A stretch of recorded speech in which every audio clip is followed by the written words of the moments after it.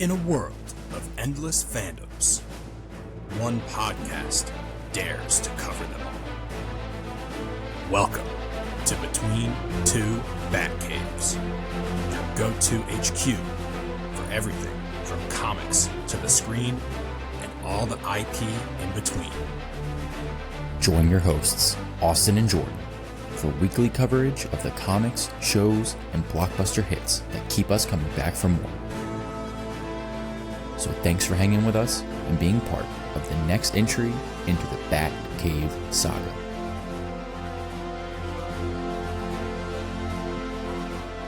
All right, hello, and thanks for hanging with us today on this episode of Between Two Batcaves. We're your hosts. I am Austin Luke. He is Jordan Brownstein, and she is Emily Luke, a returning guest. Insert applause. Yes. Maybe I'll do that in post. We'll see. If not, that's going to sound really good in the recording. Longtime returning guest of the show, fan favorite. And, let's see, came on for our Fantastic Four review. I think that was probably the most recent, right? It's been almost a year. Wait. Rude. I was on for Stranger Things. Yeah, I Stranger did. Things. Yeah, Stranger Things. Yeah. I made the whatever we did. The our like bingo card thing. Yeah. Regardless, right. Longtime listeners of the show will know M's face, and I'm sure we'll be glad to see her back. New listeners to the show, she is my wife, and she's on the show every now and then. She's joining us today to talk about The Boys. Honorary third chair, I would say, Emmy. Why, thank you. I do only like to join for things that I'm passionate about. The audience, appreciate that. Jordan, they may be asking us right now, guys, why are you covering a show that ended, how many weeks ago has the show ended now? I think it's been about a month, maybe 5 weeks. Cool. Why are you covering a show that ended a month ago? Well, as listeners know, it's been a crazy 6 months for me on Between Two Batcaves. Well, not on Between Two Batcaves, but outside of Between Two Batcaves.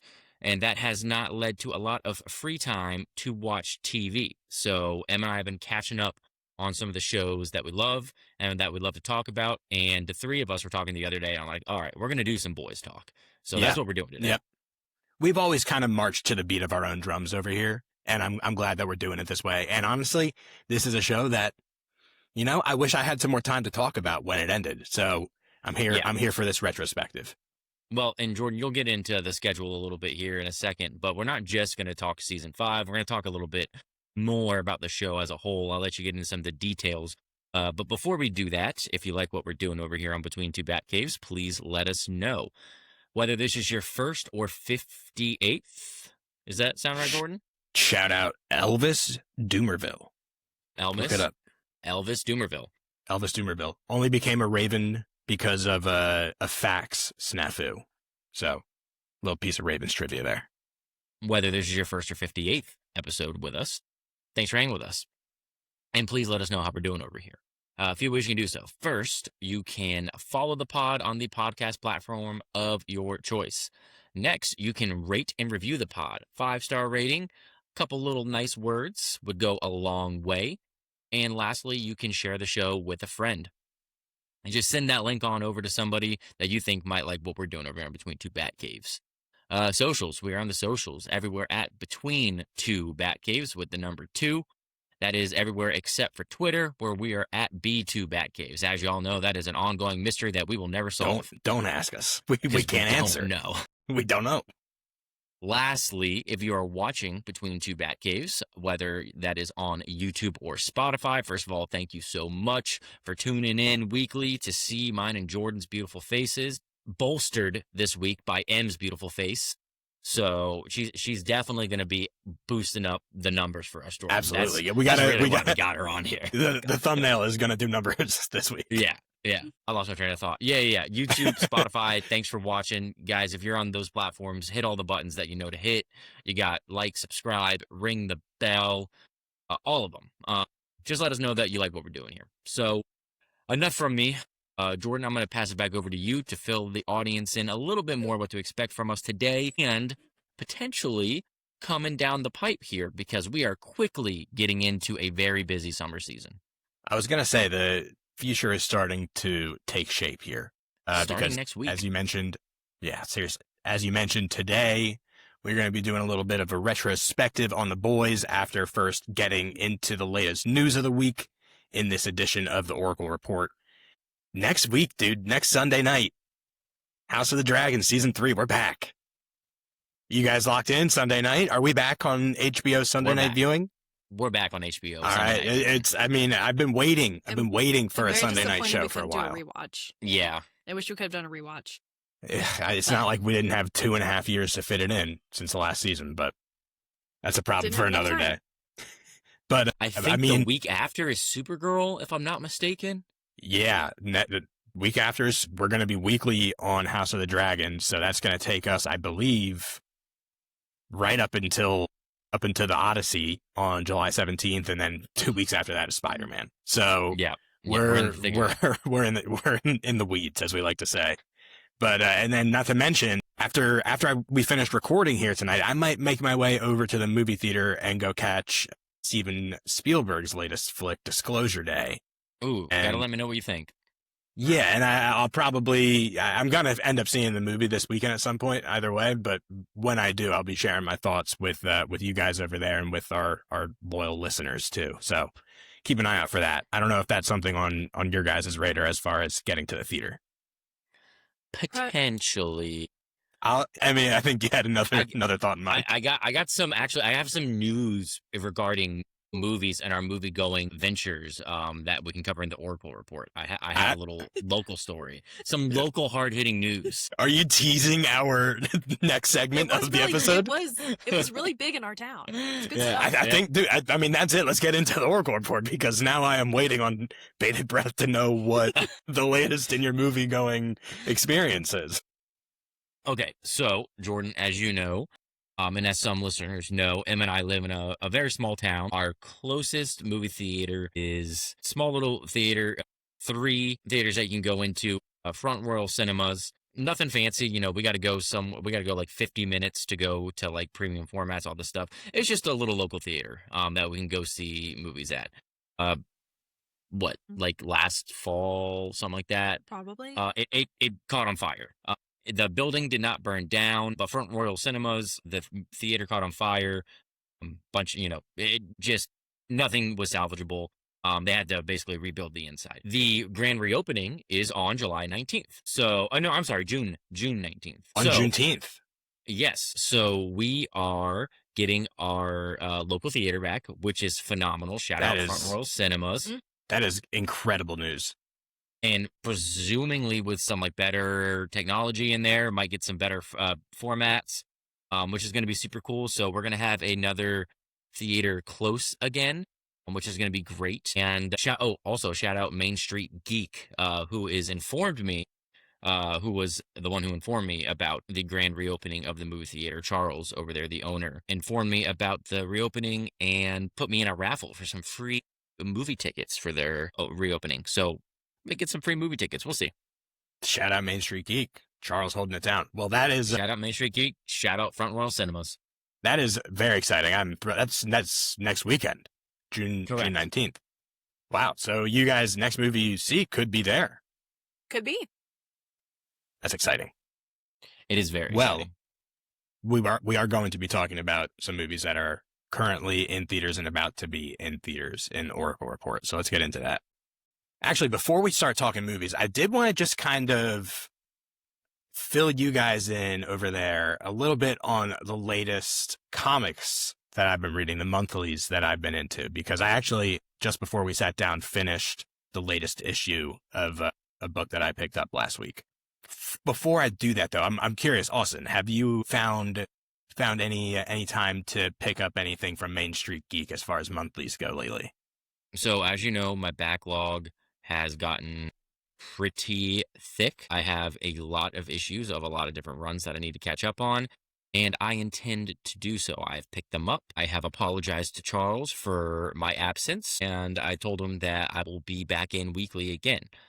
I looked at my backlog, and I got overwhelmed by the issues that I have to catch up on, so I decided instead of catching up on the ones I need to. I'm not doing that. I'm actually starting to read the first and second issues of Ben 10 is what I will be reading probably tomorrow.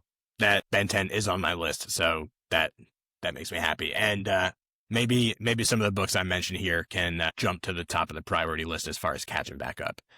I mean, I didn't know that I would have the pleasure of talking about comics with you as well tonight, so I'm in real time calculating which of these I'm going to pitch to you.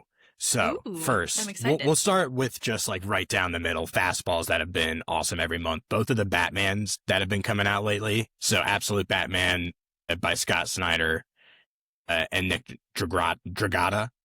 Yeah. Just cooking every single issue. We're now in like the Scarecrow arc of things. And yeah, I just picked up issue 9 and 10.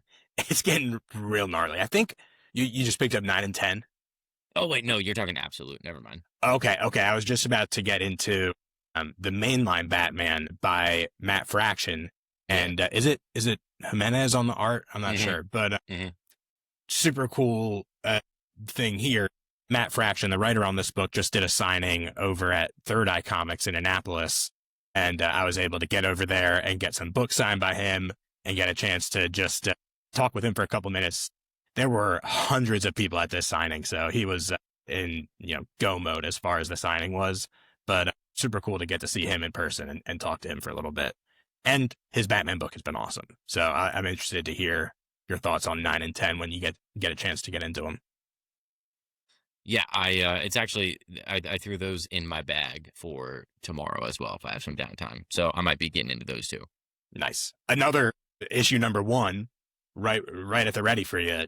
Avengers Armageddon. First issue just came out. Yep. Chip Zdarsky, this new Marvel Comics event series involving Red Hulk taking over Latveria after Doom was deposed. Mm-hmm. And just issue 1 just came out, really just kind of like a table setting issue, but it is just like kind of fulfilling the promise of getting back to like that Bendis era, Avengers disassembled kind of feeling with like all these different factions of characters all over the place. So that was a really fun read. I am just going to let you know, you can hold off on catching up on Ultimate Endgame and the Ultimates. It's been good, but I feel like it's kind of lost itself in these last few issues here. I'm going to see it out. I think there's one more issue of Ultimate Endgame still to come out to kind of wrap up this story with, this version of the Ultimate Universe. Yeah. And I'm going to read it, and it's probably going to be like, I'm going through and kind of keeping track of the monthly comics that I'm reading on, I think it's called like League of Comics or something. It's like an application, but I think my ratings for these issues have been like steady 3s to 3.5s, which is like relatively low as far as like the ratings that I've been doling out go. So hold off until you can get your hands on like a good deal on like a collected edition of this. Okay, so we talked about Ultimates, talked about Avengers Armageddon. All right. If you're not, I think Ben 10 would be a very easy one for you to pick up if you just want to like page through some fun comics. If you're looking for something to actually sit down and kind of get into, the most recent comic that I just read before we started, the latest issue of Nice House by the Sea. It's kind of like a cosmic horror type story, but it's like also a post-apocalyptic story about like factions of people pitted against each other by aliens. But they also have like very kind of like soap opera-esque relationships with these aliens who are manipulating them. So let me know if you're interested in that, Em. I got stuff for you over here if you are. I should give her Sex Criminals after I read it. Yes, you should. If anything, that would be more up your alley. Okay. That's there's one of the books I was able to get signed by Matt Fraction. So I would just take makes the it extra opinion special. Of is if your wife would read it, then I might read it. But also remember who your wife is. Moving on. You want to talk about some movies? There we go. Yeah. But I very much appreciate the thought. But I don't want to give you any false hope that I'm going to follow through on that. I appreciate your candor. I wouldn't want you to be here if you weren't going to be yourself. But actually, though, all right, let's talk about some movies because there's some cool news to get into real quick here. So we'll start with, I think was probably the furthest out from actually being something that we see on screen. I just saw this a couple days ago. They're doing another 21 Jump Street sequel.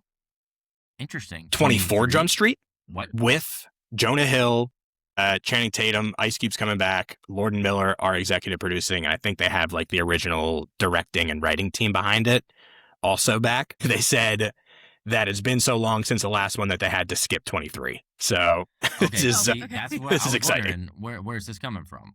Yeah, this is happening. So I think this was reported by Deadline. These are fun movies, and I never thought we would see another one of these. I haven't really, like, Jonah Hill just has not been on my radar recently. I don't know about you guys.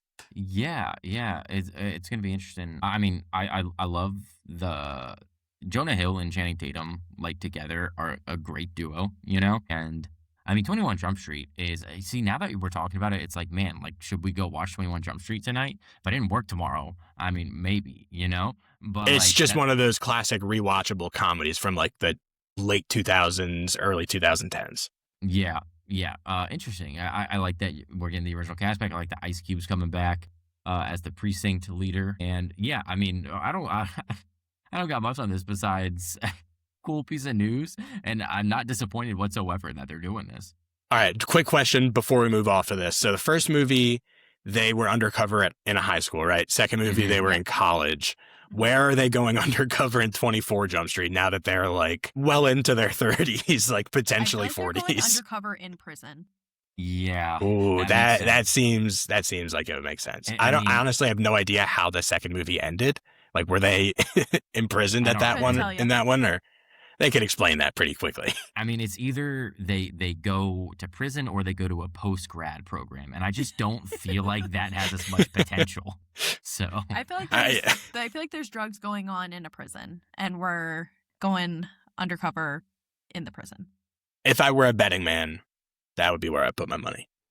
well, you are a betting man, so put your money where your Well, mouth I is. haven't been in a while, so Okay, fair. But no, I feel like there would be some funny interplay with those two as inmates. I foresee the jokes now. I hope that this movie pushes the bounds of comedy movies, that like the things that we don't necessarily get from comedy movies nowadays that we got like in that early 2000s 2010s era comedy movie. We talked about this when we talked about The Naked Gun, and just how modern comedy movies just aren't quite like they were frankly when we were growing up.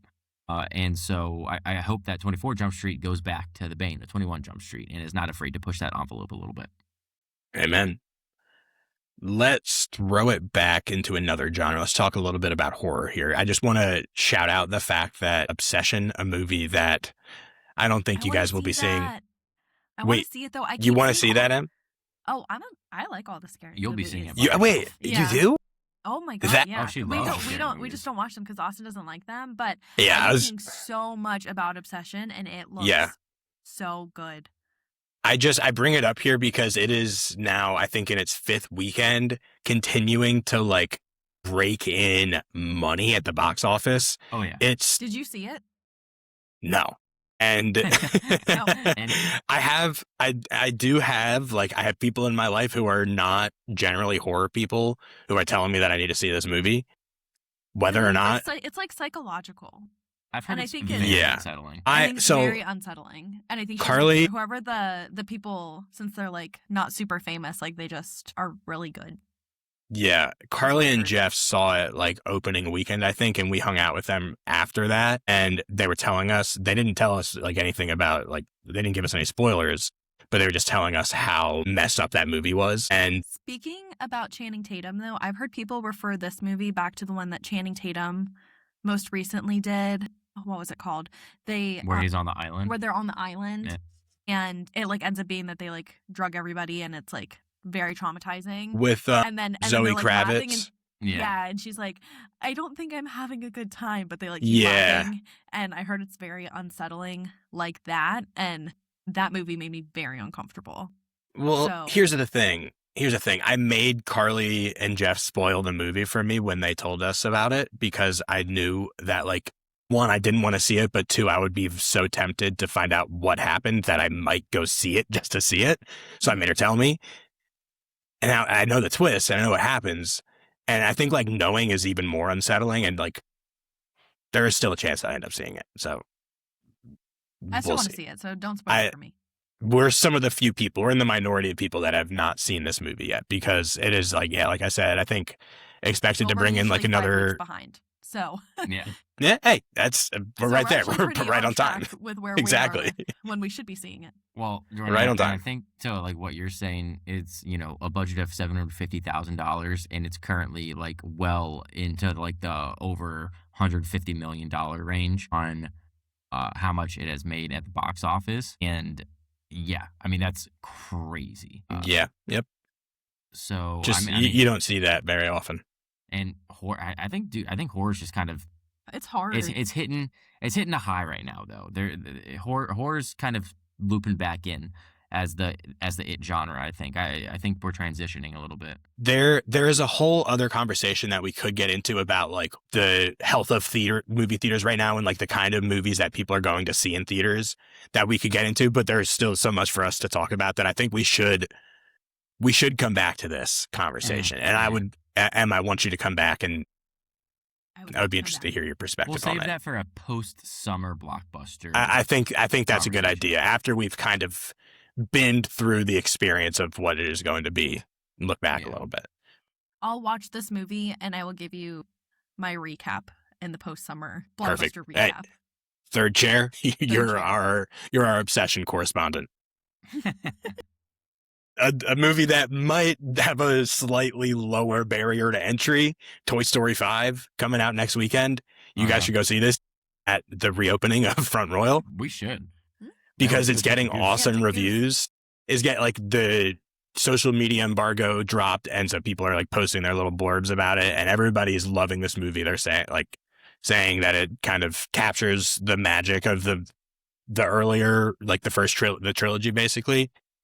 Toy Story 5, like this wasn't really on my radar until recently, but I think this is going to also be huge at the box office. Oh yeah.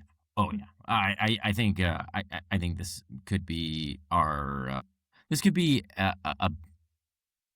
an entry into the $1 billion club. I think it has a chance at $2 billion. You think? Yeah, I think so. Goodness. Well, Taylor Swift is a part of it. So. That's true. And that that's was the true. only reason it and blew Conan my mind. O'Brien. And it comes out, like next weekend. And so obviously it then has Supergirl competing with it the following weekend. But aside from that, until Odyssey in like a month, there's not going to be much competing with it, especially for like families that want to go out to the theaters. About Odyssey because it is so hyped. Like, this is why I think, like, Obsession is so good, because it was low budget and no one even thought about it, and now it's super great. Whereas the Odyssey, it has, like, every big major player, and everyone's been talking about it, but the trailer's been, like, doesn't really give you very much. Are we worried that Odyssey is not going to be as great as you hope it is? Because Jordan is not worried about it. I can tell you that for a fact. it is. I always just get worried when it's a super big hype. I hear what you're saying. Yeah. And then no matter what, it's never going to live up to it. So I like a movie with like no expectations, and then it's really good. But if I'm going into it being like, oh my gosh, if everyone is telling me that this movie is supposed to be like the it movie of the summer, and then it's like, yes, that doesn't make me worried about the quality of the movie, but like my expectations for the movie are so high that it is going to have to be excellent for me to come out of the theater feeling really good about it, right? So I'm worried. Like the potential for disappointment is there, but I haven't seen anything. I've really loved the trailers and like the sneak peek that we got to see before Project Hail Mary, I think, or maybe it was something else that we saw. But we got to see like that sneak peek of like the first 7 minutes or whatever it was, and that has me confident enough to like believe in Christopher Nolan. Now, I think that the negative effects of the hype, we would feel them more on the back end if the movie doesn't live up to it. I'm not going to let like the noise get in the way of what I hope to be enjoyment of like a fantastic movie until I'm presented with something that is disappointing, I guess. Does that make sense? Yeah, no, for sure. Yeah. I just get pre-nervous. Me too. I I'm definitely, really I feel really that. happy for I do you feel are that. Not feeling I that do way, feel that. because I know how excited you have been for this movie. Here's the thing though, like I do have extremely high expectations for it, but as I'm sitting here thinking about it, if it isn't excellent, like I'll be disappointed that it isn't. But I think I would be more upset, for example, if Spider-Man isn't really good than if Odyssey isn't very good. Like I think there's a lot more obviously hinging on Spider-Man being great. To see Tom Holland kind of back to back. Oh yeah, that's going to be incredible. In quite a drastically in the space of 2 weeks. Oh, wait, no, Zendaya's not in Odyssey. No, she's in Dune. Yeah, she's in Dune. Yeah, but wait, is she? Is she in Yeah, she might be in Odyssey. I don't know, dude. We all just know that Amy Poehler is not in Odyssey. And it's a travesty. That I know is absurd. It's a crime against humanity. Where if this isn't like, if this doesn't meet expectations, it's like, oh, okay, this isn't one of Nolan's best movies, but it's still a Nolan movie, so you know it's going to be great. If like Brand New Day isn't good and it goes down as like, you know, lower on the list than Marvel movies, and it's like, uh-oh, we got a problem type of thing. But back to the Toy Story of it all, I don't think there is some cross section in the audiences that are going to be seeing Toy Story and Supergirl for sure, but I don't think there's that big of a cross section. So I don't know, man. I think that the audience for Toy Story is much bigger, and so I don't know if Supergirl's really going to be competition for Toy No, Story. I don't think so either. I think Supergirl's going to be an afterthought. And I think the fact that Supergirl is the first thing that comes to mind as potential competition just goes to show how well Toy Story is going to perform. Yeah. And if I just want to, acknowledge the fact that my dogs are coming for each other's lives in the background here. I don't know if you guys can hear that. Oh, yeah. We can. Yeah, I figured. Well, we were talking a little bit about Spider-Man Brand New Day. This is the last piece that I wanted to just touch on here before we talk about the boys, because we are almost certainly going to be getting the official release of the second trailer for Spider-Man Brand New Day on June 17th in connection with this big like special fan event that they've announced that Tom Holland and Zendaya are going to be at, where they're, who knows what that's going to be. I think they're doing it in London, but they tease like this big surprise at the end. You kind of can read through the tea leaves what that's going to be. And that's all to say, even before the fact that this trailer has actually already leaked online, like a week in advance of this anticipated official release date.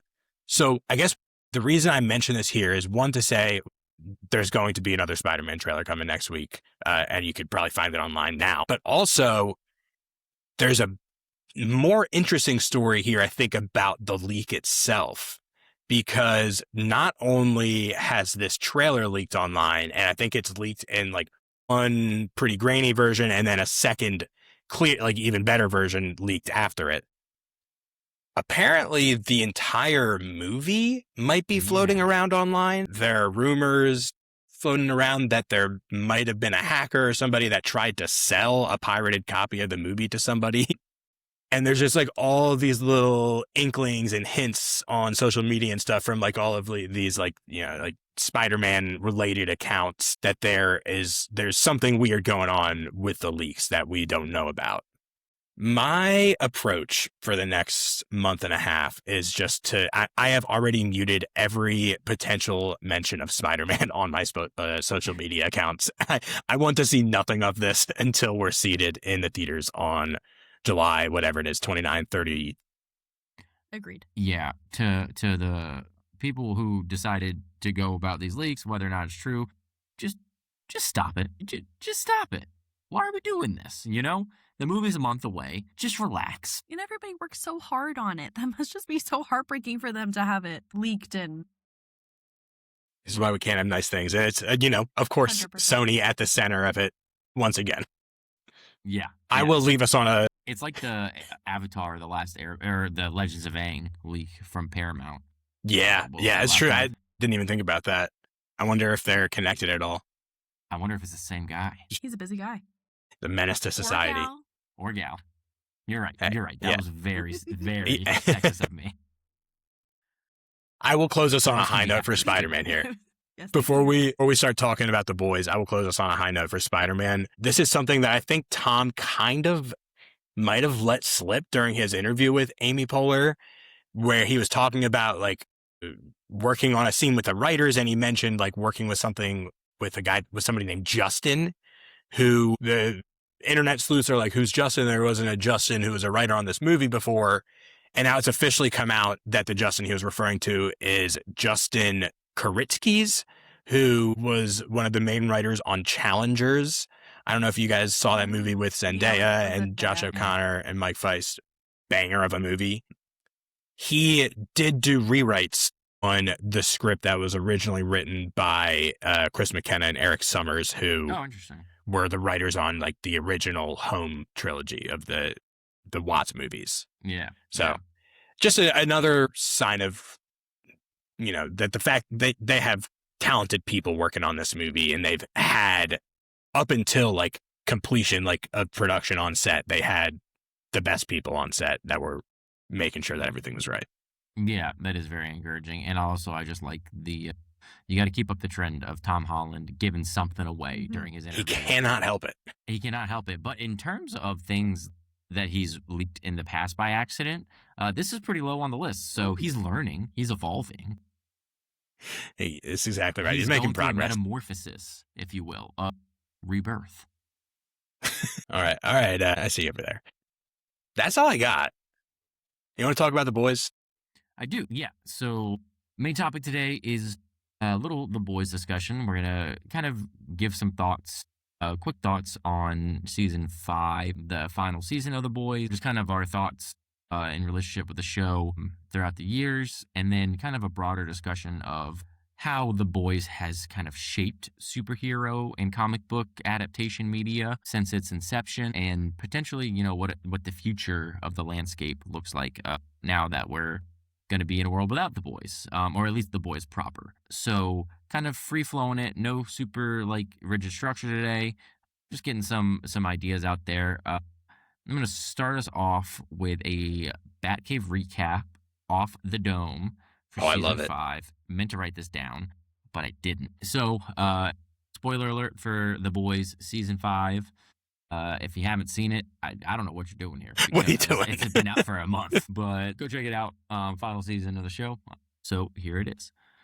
So, The Boys season 5 is the final season into the Boys series.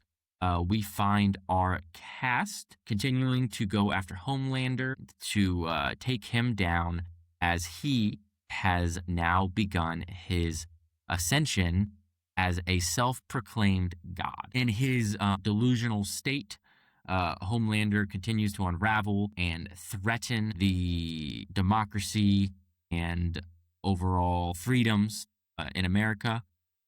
Our cast of The Boys, Huey, Butcher, Ryan, Starlight, Frenchie, Kamiko. We get some cameos from Gen V people. We get some interesting team ups in the season as well. But they ultimately they get their way. Butcher and Homelander come and ends through a final showdown where Homelander is robbed of his powers, along with Butcher and Ryan.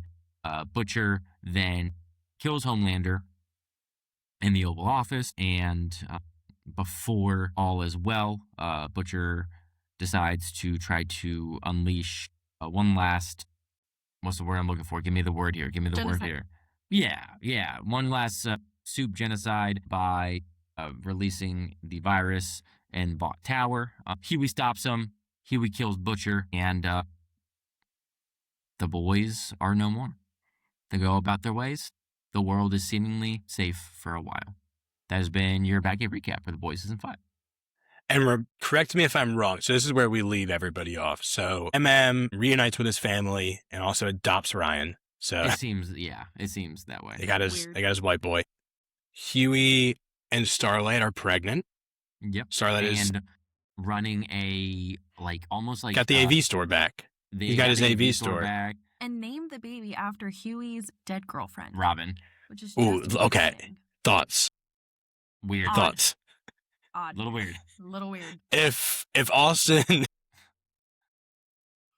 I just if we had a baby and I was like, hey, can we name that baby after my ex who got ran over ran through by a speedster. I just don't think I'd recommend that. I don't think I'd suggest that. We could have a conversation about it. I just don't know if I'm going to agree. Maybe a middle name. Maybe. But they're, yeah. So okay, but they're Starlight, having little baby Robin and seemingly like happily ever after, right? And they're kind of running like a private superhero gig out of that AV store. Like Starlight they're listening to scanners. Starlight's responding to calls, trying to be a real hero. Huey turns down the offer, to go work for like the anti-soup agency in the government. Yeah. And Kimiko going to live hers and Frenchie's dream of living in France. Dude, she has her Alfred moment. She has her Alfred moment. Okay, so I got that right. Yeah, I guess let me just ask you guys. I mean, you're fresh off of it. How do you feel about how this season finale, I guess series finale, wrapped up? Are you satisfied? I'm satisfied. I think in terms of how shows have been ending recently, I liked it. I don't feel that Frenchie had to die. I'm not okay, here's the thing, because I was super mad for Stranger Things that like no one died. And so I'm not mad that Frenchie died, but I just don't think it had to be Frenchie. Like I think if this would have been like I just think it was really sad that Kimiko had to go live this life in France. Like the whole time that it was playing out, I was like, it could have been her and Frenchie that were doing it because MM like gave up his family, like was doing all that. So this like magical reuniting, and then randomly adopting Ryan was like so random. I mean, they killed Frenchie so that Kimiko could have the rage that she needed, I guess, to. But then when he came, and then it was all that it was never about. No, I know. Yeah, he comes as a Force Ghost to tell her that. Was a favorite, so they had to. I get it, but I also just on the Kimiko thing. I agree. I like the finale. I thought it was a good finale. I thought the season 5 was a good season. I think it was one of the better seasons of The Boys in recent years. There are some parts of it that I didn't mesh with, though. I didn't love the whole trying to turn Kimiko into Soldier Boy plot line, just like as a method to take down Homelander. I understand where they're coming from. Kimiko basically has this, godlike healing ability, so she can withstand that radiation in her body, can continue to heal until she gets that power. I just didn't love the idea of the original idea of using Soldier Boy to take Homelander's powers didn't work. What are we gonna do? We're just gonna make another one. I didn't love. Soldier Boy was kind of wasted in this season. Ultimately, it just goes back to sleep in this season. Did we all know that Soldier Boy could take away powers? Yeah, I'm the only one that didn't know that. That was a big plot point in season 3, I think. Yeah. Okay. So it's been a while. But my thing with Frenchie's death, and this is also tied up in the Soldier Boy power, the Kimiko thing, and the virus, which was seemingly was going to be the key of taking Homelander down. That all just kind of felt manufactured to get us to a point where they could kill Frenchie in a way that functionally made sense for the story, but felt reverse engineered to justify giving us that character death that I think you're right. Ultimately, didn't really have to happen, but the show promises big shocking stuff. So there has to be some kind of death in a show like this in the final moments of the series. I agree that they didn't. I don't think they did it the right way for Frenchie's death to really stick the landing.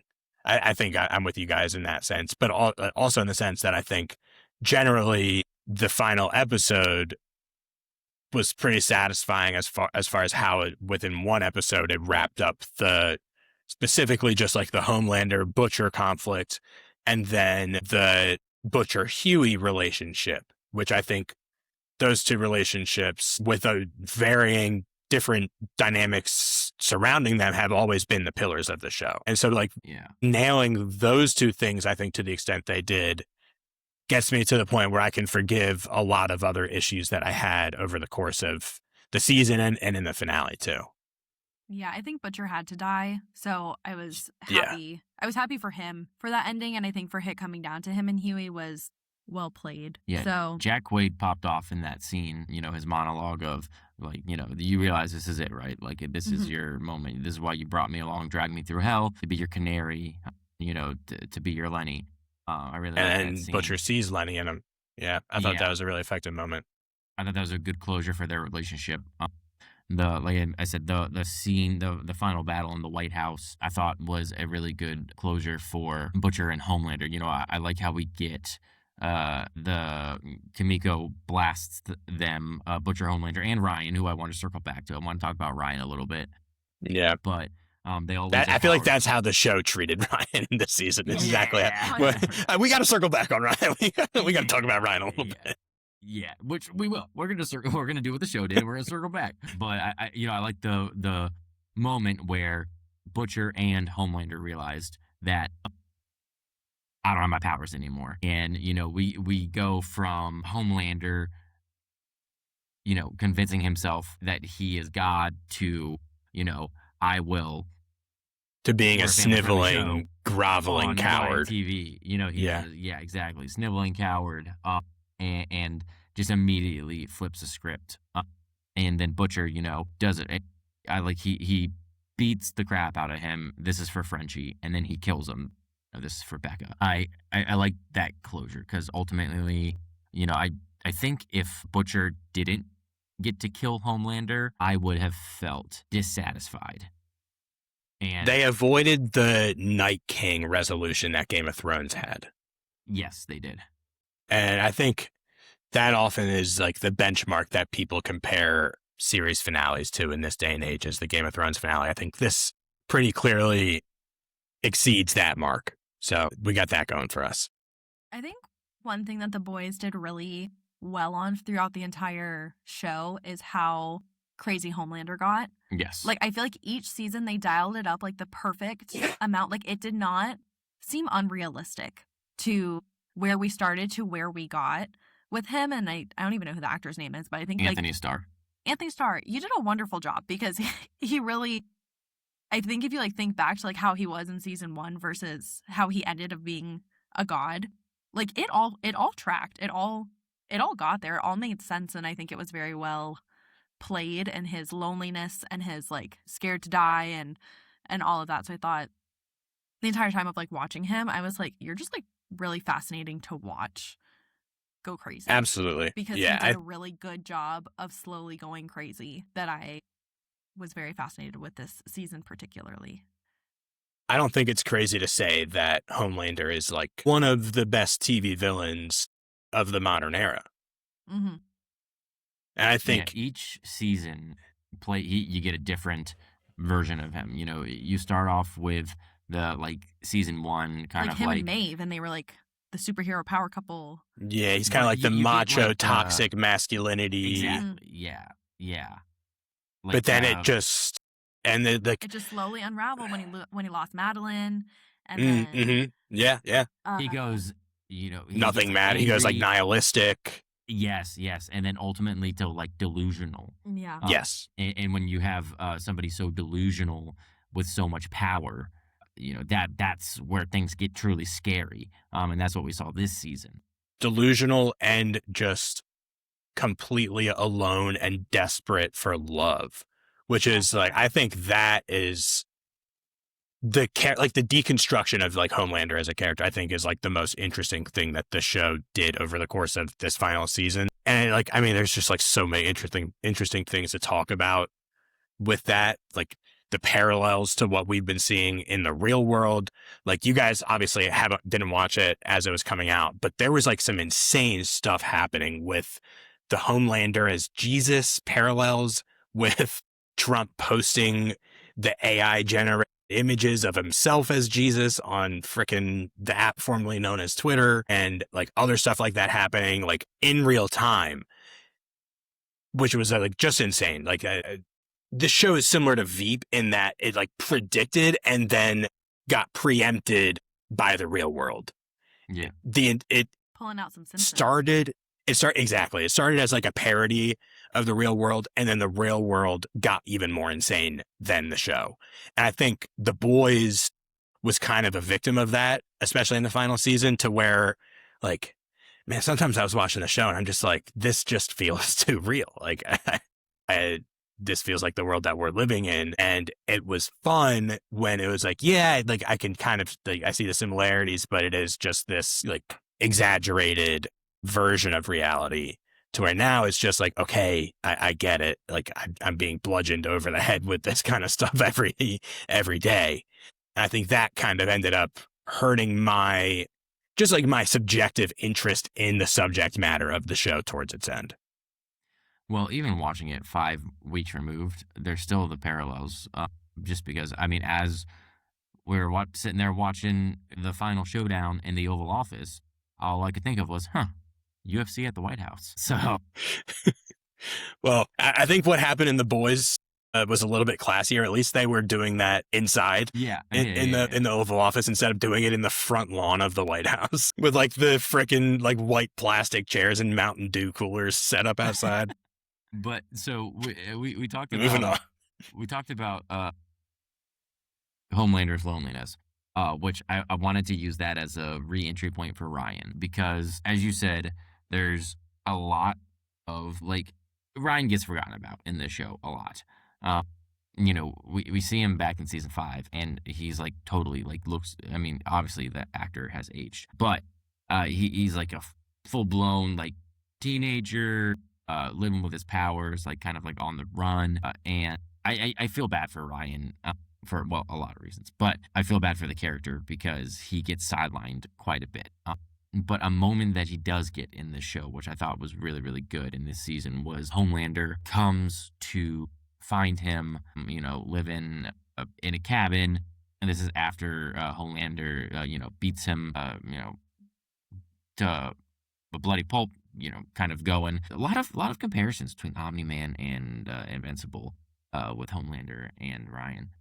Yeah. But basically, Homelander's like, you are like the son of God. You can have like a whole floor of tower to yourself. You can come and go as you please. And Ryan wants just nothing is to do with basically him. like, Yeah. you are like nothing. You are a coward. You are like a sniveling loser. Like Just exactly what A-Train said to him in episode 1. Yeah, he says, like just because like you scare everybody into thinking that you're a god doesn't make you one. And you see like the tears swelling in Anthony Starr's face at that moment. And I felt like that was a really, really good moment for Ryan, just to kind of ultimately like get his lick off a little bit. I was surprised that Homelander didn't put Ryan in the thing too with his dad. Like I thought that he was gonna be like I could have seen him being like, okay, son, like I hear you, like just give your dad one hug or something, and I'll like never see you again, and then could have done the same thing. I'll wake you up in 50 years and we'll try again. Yeah, kind of scenario, because that was clearly like what he was doing when he knocked out Soldier Boy, and he just went, I love you, and put him in there. Like I almost thought when they were like having that fight, that because that was the same thing that Soldier Boy said. He said, I don't want to be here. I don't want to be with you. I'm going to go really far away. Yeah. And Ryan was kind of saying the same thing. I don't want to be anywhere near you. I want to be anywhere but with you. Yeah. I thought it would have been. That's actually a really interesting point. Yeah. Would have. I mean, maybe he only has one of the things, and that's why he can only have Soldier Boy or, Ryan. But I thought it would have been interesting if he would have also taken Ryan and put him in his little doll tower. Yeah, if we really want to unpack it, maybe it has something to do with the difference of like how he, like what Homelander's relationship is with a father figure as compared to a son. Mm-hmm. Whereas like with Soldier Boy as a father figure, that's like what he feels like he was always deprived of growing up. And so he feels like now he's entitled to keep that forever. Whereas with Ryan, I think like Homelander has this vision of himself as like the perfect man, the perfect dad, like has the son that loves him. And so he couldn't do that because that would then like completely shatter the image of himself that he has. That's true. That is my on the fly interpretation of why he didn't do it. But also a very good point. Like he definitely had the means to get another one of those cryogenic chambers that Soldier Boy had if he wanted to just kind of keep his little dollhouse father son like 3 generations set up going in his bedroom forever. Yeah, would have saved his life. Well, and so interesting with the cryogenic chambers. So we leave this season in the show with, Vought has been, taken back over by Stan Edgar, who, as he predicted. Yeah. as Good for still, him. Soups still exist under Stan Edgar. The There's real still no enemy is Homelander. capitalism. Yep, exactly. Well, Stan Edgar made that pretty obvious yeah. throughout the entire season. The show is not subtle, guys. No. The show is many things, but subtle is not one of them. So, I mean, I think it's interesting that, like, we're essentially back where we started. This show ends with Stan Edgar controlling Vought, with Soups as a brand. Yeah, sure, he doesn't have Homelander in the 7. He'll make a new one. He still has Soldier Boy, and, they're just going to rebrand, and the cycle begins again. Probably we'll never see that. But, that's how I'm kind of interpreting, like, how we're supposed to feel leaving this show. Like, I feel, okay, awesome. The boys did it. The boys got rid of Homelander. He was a problem, but he was not the core of the problem. The core of the problem was the machine that made Homelander. Oh, yeah. And that machine still exists. And not only does it still exist in the exact same way that it existed prior to us entering the show. Which is why. But you know what else we leave off still with? wanting to put out the virus. What else do we leave off with? Dogs. Okay. What do you think they're fighting about? Who do you love more? Nah. Yeah. They hear Austin's voice, they can't handle it. I remember what I was going to say. So, yes, we are left off with a system that is largely the same as it was when we started, but we are also left off with Huey and Annie, who are now creating their own family and are kind of carving out their own corner of the world where they are trying to do good in their community. And so I think there is a glimmer of hope to be found in the ending of the show and like in the show's thesis, and that, like, yes, the system that we are forced to operate under is corrupted, arguably beyond repair. And like violence alone isn't going to be enough to replace it with something better. Like taking out the evil figurehead at the top, the orange figure at the top is not the solution. And there are still institutional underlying problems that need to be solved. But at the same time, you can still control what you can control and, like, preach love and kindness and generosity and helping others because it's the right thing to do, and, make the positive impact that you're able to in your little corner of the world. And so, like, there is that little glimmer in there at the end. I feel like for me, it would have been nice. I mean, I know like we saw them like painting over the Homelander like graffiti and stuff on the walls, but like if we could have seen them like tearing down the freedom camps and like That's true. Like we went from like Starlight like was in hiding because like everyone hated her and there was like rounding up people if you supported her. So to see Annie out in like the middle of the street blast away to go help felt a little I feel like it was nice that the president called Huey, so I assume that like they got a pardon because they were on camera being involved in this whole scenario. So I think it just would have been if there was just like a 5 minutes of taking down all of the horrible things that Homelander did, freeing all of the people, and then like, I don't know, publicly pardoning Annie that she was like actually not a villain. Yeah. Or, the people who were so anti-Starlight. I mean, the amount of hate that she got, and then like there was a lot where we just like watched people online talk about Starlight and doing that. So if all of those heroes that were like forced to talk bad about her, I think if there could have been a little bit of like repair. You don't really get a resolution between the Starlighters versus like the Homelanders. Yeah, and how the public perception of that ended after and Homelander so dies. much of this was about the public, and then here's the thing: completely go back was like felt a little rushed. Or actually, I think one of my biggest hangups, like one of my biggest disappointments with this final season, with like I think with the last couple seasons, is that the show just feels generally so much smaller in scope than it did when the show started, where it did feel like there are global stakes, right? Mm-hmm. Like we are like one of the first plot points that we have is, Compound V is in the hands of terrorists around the world. And, like this is a story that's being manipulated by Vought, obviously, but we see like those global implications and we see Homelander operating on a global scale. You're right, in it these does get, past like, more couple and more seasons, narrow.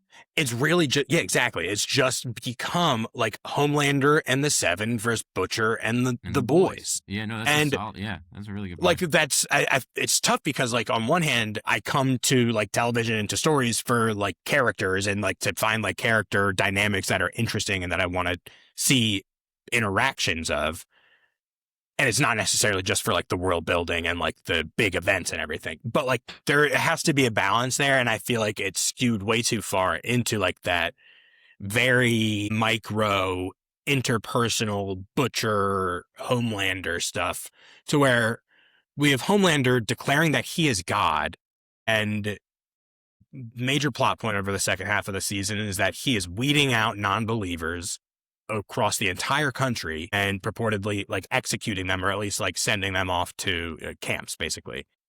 And we do get the scene in the finale where like he has the focus group and we see that, but that's really it. And we don't see any of like we don't see the public at large and their reaction, I don't think, at nearly enough to what is happening between Homelander and Butcher and like within Homelander individually. So I think that like losing that aspect of the show also just made it feel a little bit less consequential at the end. Well, and especially too because I mean, if you look at like the anti-Starlighters, you know, the group of people who were buying into the Kool-Aid that Homelander and everybody around him were spewing about Annie. You know, they just basically watched the boys and Annie, kill Homelander in the Oval Office on live TV.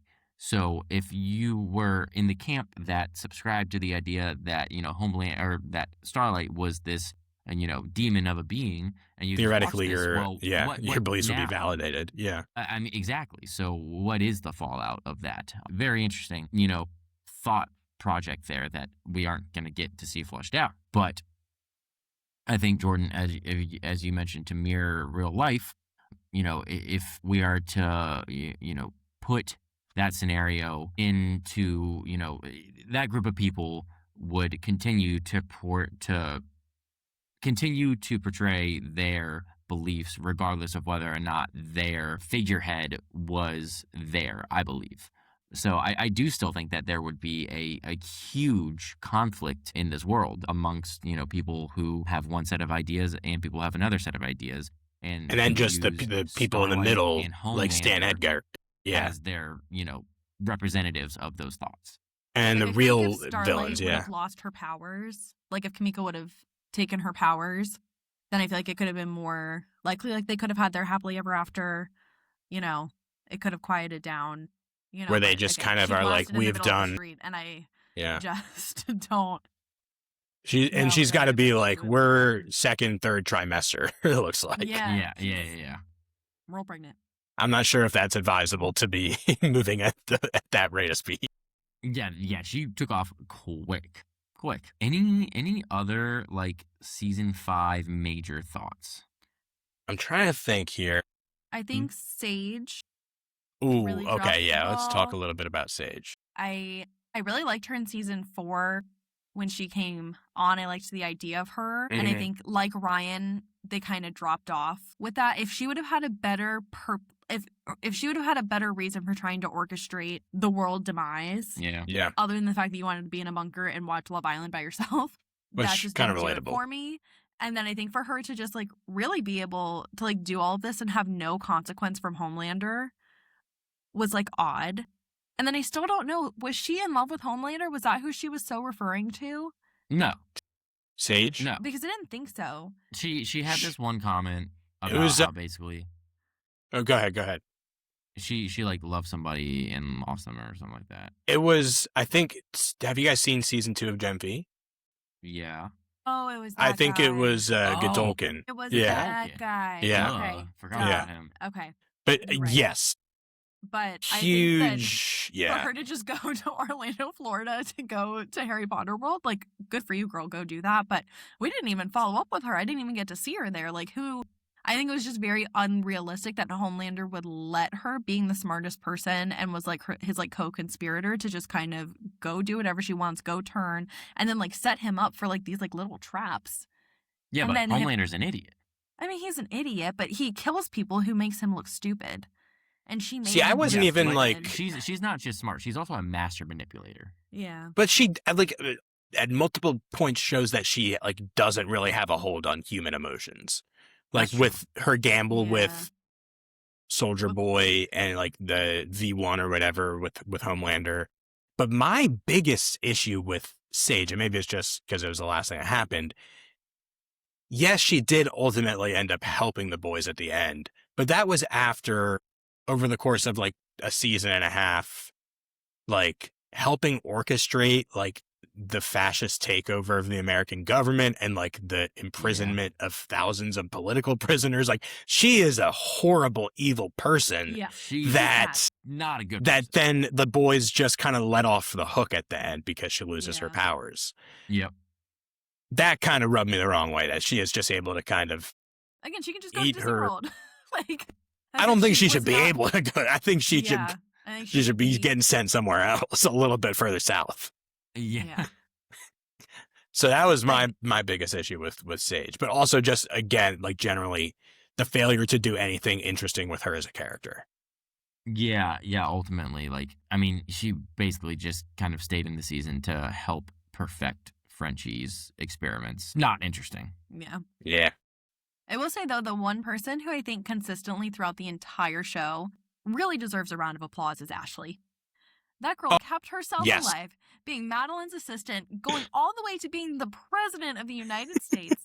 got To then dragged up being like like, a "I'm not Venus leaving." herself. I Yeah, mean, yeah. and then finally, And to then did getting one dragged out. good act. And then I thought the end of her was perfect, though, that she does the speech that like she orchestrated all of this and she's not going anywhere, and then got impeached 20 minutes later. Like, that was Yes. a perfect end for Ashley. You know, But She- I'm just saying, if Sage didn't have to be held accountable for her actions, Ashley was really just trying to survive in a very crazy world with a lot going on.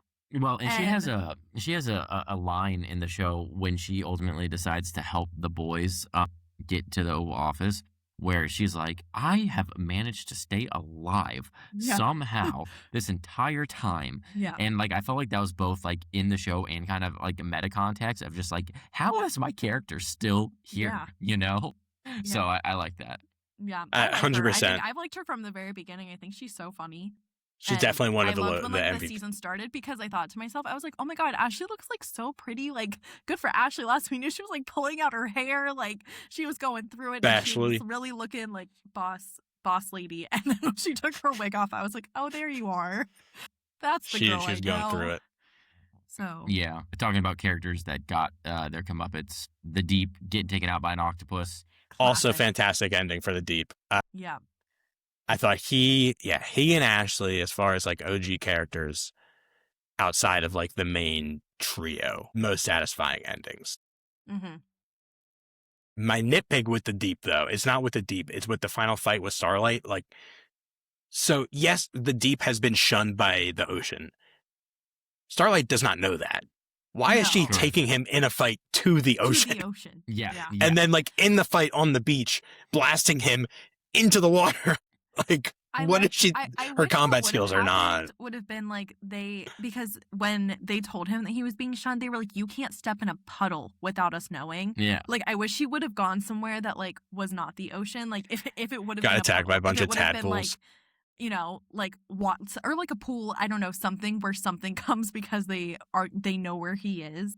That would have been funny. Yeah, you're right. She basically took him to his source of power and Well, then yeah. put him in the environment in which he is most powerful. She She's like her quite lucky combat skills are that, not there. That the marine life of the world had a vendetta out for him. I have one more nitpick. I'm curious about what you guys think. The handling of the Gen V characters in this season, and just like the handling of Gen V as a franchise, which we now know has been canceled. Yeah. Very, very frustrated with their deployment here. Here's the thing. I loved season 1 of Gen V. I was such a huge fan, and I didn't even finish season 2. So it really lost me, season 2. So you were like, I I could have done with even cared less of them here. That they were here. I did not think that they added anything. But then I from didn't your even- I perspective, didn't even recognize Emma when that was From- when they were at the. I was like, I don't care about your safe house. This is, you clearly did a lot of filming with them and then you edited them out so much, because when Starlight and Marie were having that conversation about being like, thanks for being, my little, thorn in my side or whatever, I was like, you have like 2 lines. Like we saw no kind of development between the two of you of having some kind of like rebel base camp scenario. So then from your perspective, do you think that they just should not have been in this season at all? Like their presence Correct. here was I a don't net think that they negative. added I anything to it. agree. Yeah. I think it's like either have them here doing something meaningful or don't have them at all. And Correct. they just completely missed the mark here. Like like Marie is set up as a character in Gen V who is like potentially the only hero who could stand up against Homelander. Mm-hmm. Not touched on here. Like we get like her only purpose in this season is to have that conversation with Annie where she's like, no, you are a hero. Like they have like that little sentimental moment, which like also just like felt like a major, like was a miss. And yeah, then just like have like their only job in the finale to be smuggling people across the border to Canada, basically. Like just like it just felt like a disservice to those characters and to the people who to all the viewers, like to the people who watch Gen V and care about these characters. I think we feel like kind of shunted by it. People who don't know who these characters are probably like, why were they here? Mm-hmm. People like Emmy who like saw the first season and ended up falling off are like, why are they here? So it just, I think that was a big miss and a distraction from like the final series of a flagship show like The Boys. It makes sense in context of like, okay, well, they shot this before Gen V season 2 or before Gen V got canceled, obviously. But like, I also just don't know why it got canceled. Yeah, well, yeah, I don't know. But I also don't feel like they did anything that made me interested in being like, man, I can't wait for Gen V to come back, because like that was so good of seeing them in The Boys that I'm like now excited to watch Gen V 3. I totally. Like if That's they were true. if Yeah, they were where- planning I- it, but like they I was didn't interested after do season anything. 2 of Gen V to see more of Gen V. Like after Well- finishing season 2. So, I mean, if y'all are good, we can transition quickly into just kind of like where the universe as a whole lies, because The Boys is over, Gen V has been canceled. We have Vought Rising. Still, Which like this season, I also think this final season, the way they used it as like a backdoor pilot for Vought Rising was a Kind of, disservice yeah. to The Boys.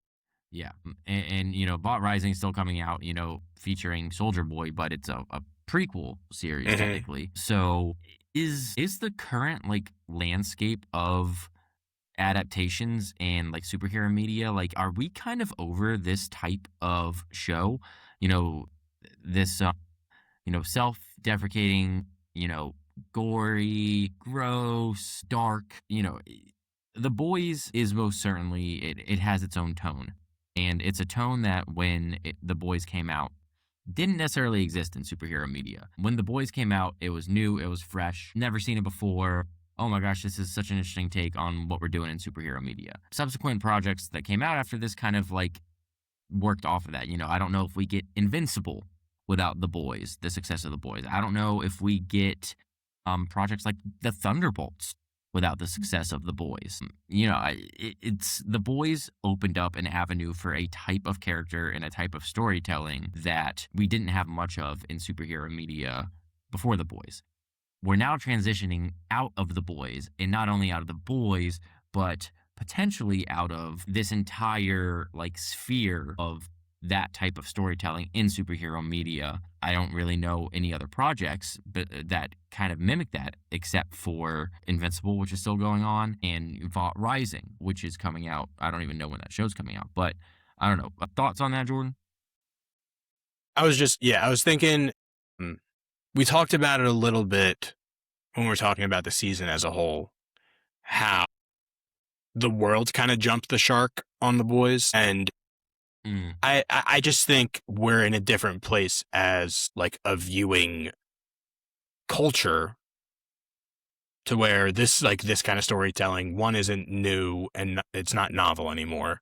It isn't something that feels so completely removed from the world outside our window, that we can use it as like escapism. And we've seen a lot of it. We have seen 5 seasons of The Boys, like we've seen spin-offs of The Boys. So I don't think I'm not going to say that like we're like a story like this cannot work anymore. I just think like with anything, it has to be good.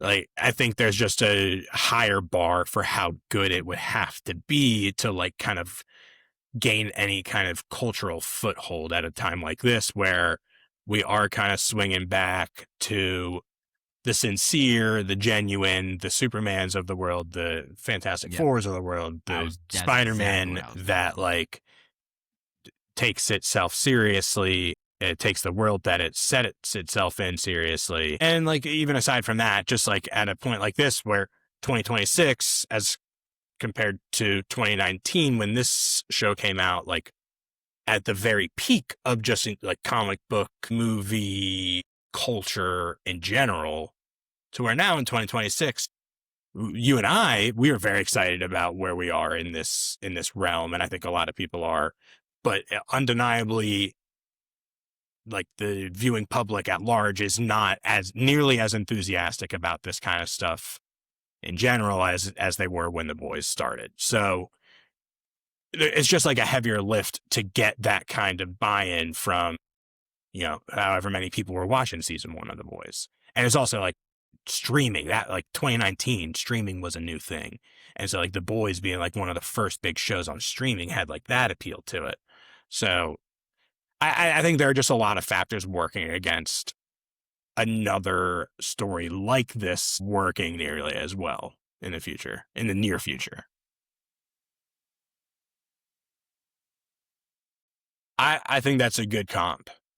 I think that is a good comp.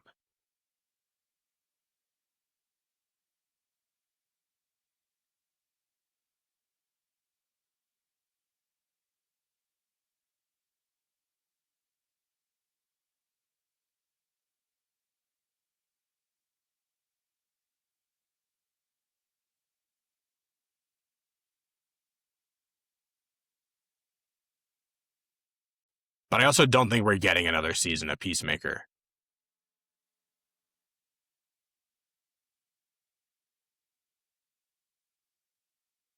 Yeah.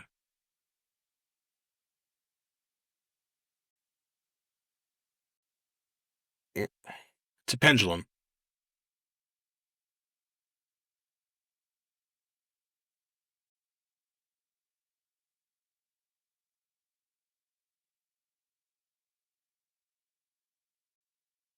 Friendship.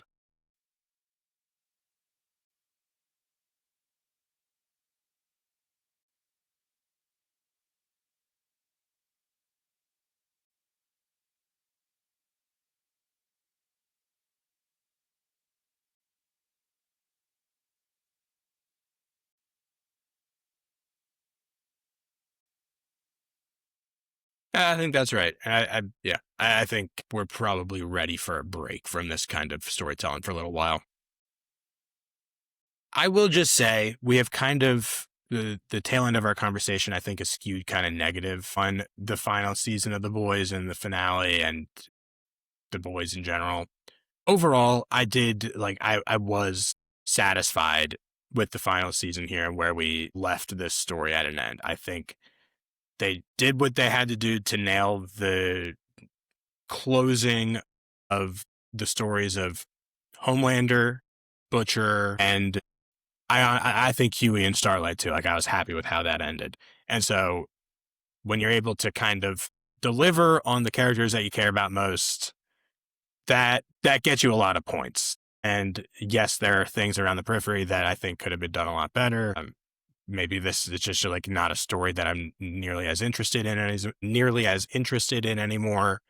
But for a show that we have spent a lot of time with over the past 7 years of our life, in an era where I think there are a lot of series finales that fail to come close to landing the plane, I can close my eyes and sleep peacefully knowing that this is how The Boys ended.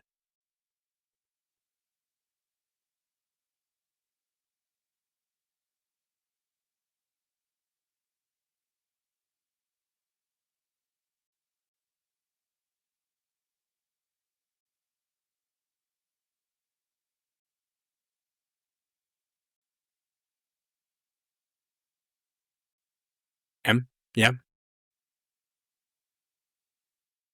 All right. That's very high praise. I would be very interested to go back to those early seasons. Uh, Well, that makes me happy. That makes me happy. Are you guys, what's next on the viewing schedule for you guys, if anything? Yeah. Yeah. Did you say that you guys are watching? You're like, wait, what? Did you say that you guys are watching Spider Noir? Yeah. Well, that's fun. Yeah. We, Widow's Bay on Apple TV. Oh my God. Sorry. I'm going to be busy with Love Island. Are you guys Silo heads? Mm-mm. There are several of there are several of those Apple TV sci-fi shows that like Silo, For All Mankind. Like I just have they've kind of washed over me.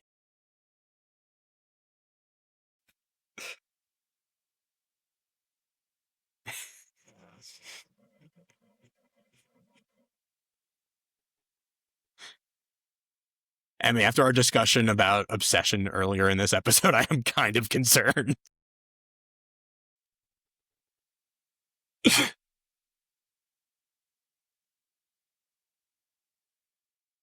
It's one like I'm not opposed to watching it. It's just like it's intimidating as a show to start. Yeah, but they're like it's like heavy sci-fi, and that's like a mood, you know? You got to be in a vibe to watch heavy sci-fi like that. I don't know what you're talking about over there. What? Yeah, so we're watching Widow's Bay on Apple TV. Banger, funny, scary. Not for a long time. Yeah, I wouldn't expect that till your daughter is writing in cursive. That's the benchmark I'm setting. I don't know. I actually don't know when that will be, but that's the benchmark I'm setting. Yeah, she's tomorrow. I mean, she's already caught a shark without my help.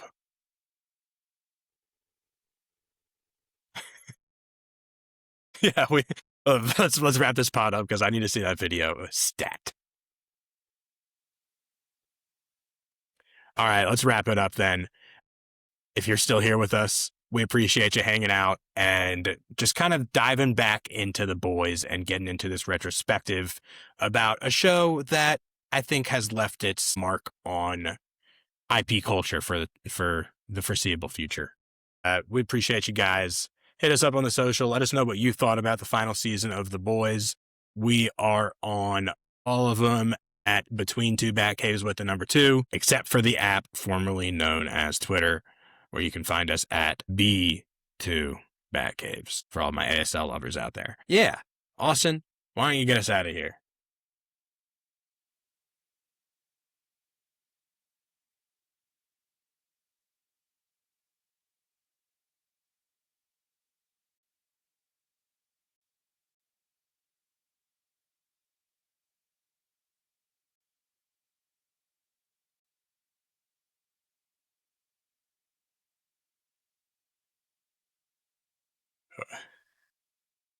We got to figure out a recording schedule, but I am thrilled.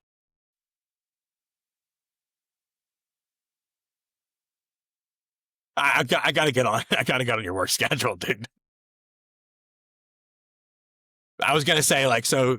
Priority list is what wife, probably like you probably got some other family members in there. Podcast co-host is I would say probably top 4 most important.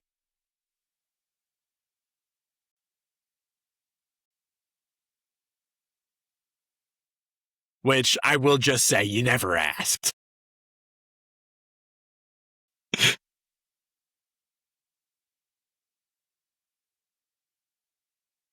Wait, which picture?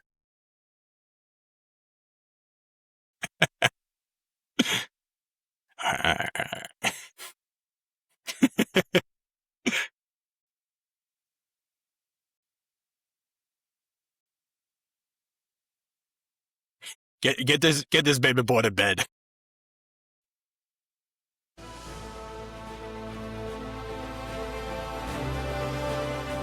See ya.